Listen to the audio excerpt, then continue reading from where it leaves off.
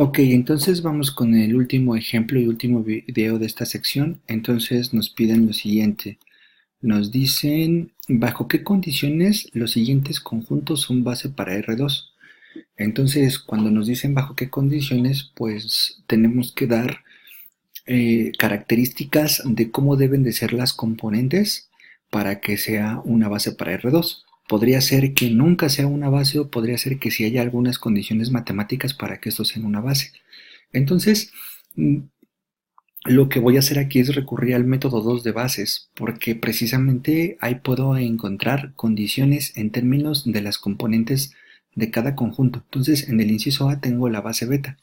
Lo que tengo que hacer es escribir a los vectores como columnas de una matriz. Entonces escribo 1b y escribo 1c. Calculo el determinante, sería c por 1 menos b por 1, entonces me queda c menos b. Yo sé que para que algo genere y sea linealmente independiente, esta matriz que construyo tiene que tener determinante diferente de cero. Por lo tanto, una vez que calculé el determinante, digo, esto debe ser diferente de cero. Así, este término de desigualdad lo que hace es de que, o más que de desigualdad, creo que lo dije mal, es el signo de diferente. Entonces, c menos b debe ser diferente de cero. Y por lo tanto, si paso este sumando, me queda que C debe ser diferente de B.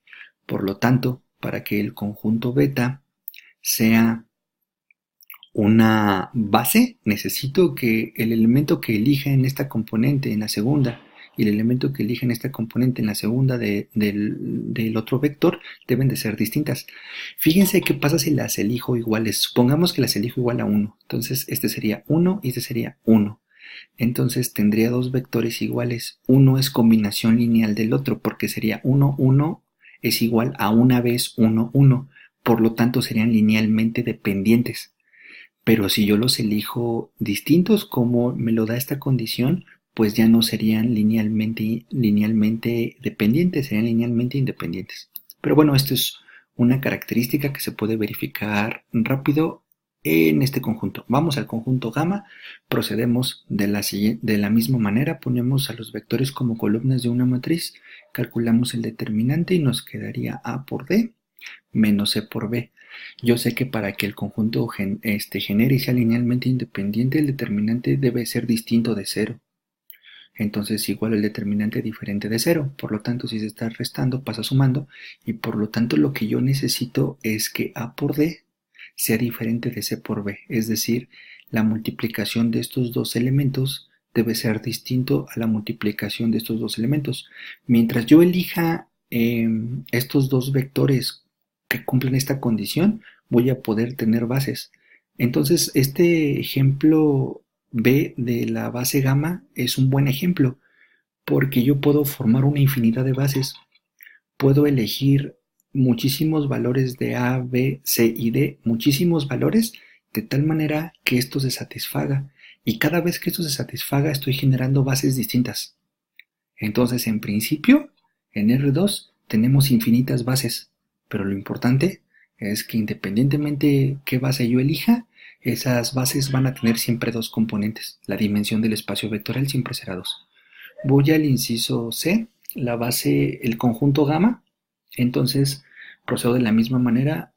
Los elementos del primer vector los pongo como columnas A y B y los elementos del segundo vector los pongo como columnas A-1, B-1.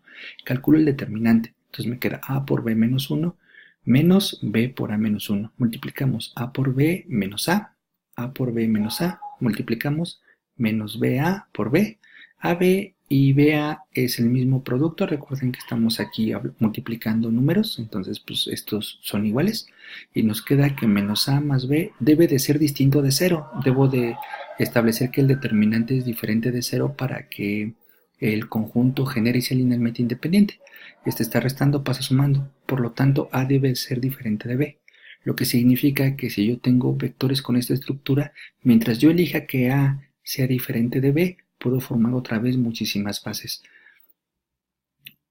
Ok, entonces así se concluye este ejercicio y damos aquí una nota importante de todo lo que acabamos de tratar.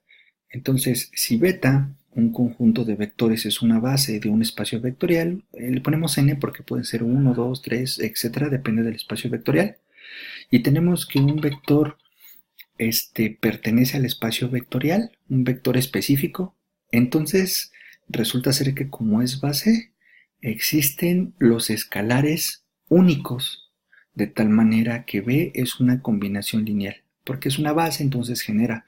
Pero lo interesante o lo diferente a lo que hemos dicho en otros videos y que aquí estamos especificando es que son únicos. Es decir, no se vale que si algo es una base beta, arme precisamente a un vector de muchas maneras. Arme me refiero a que la combinación lineal sea distinta. ¿Cómo haces combinaciones lineales distintas?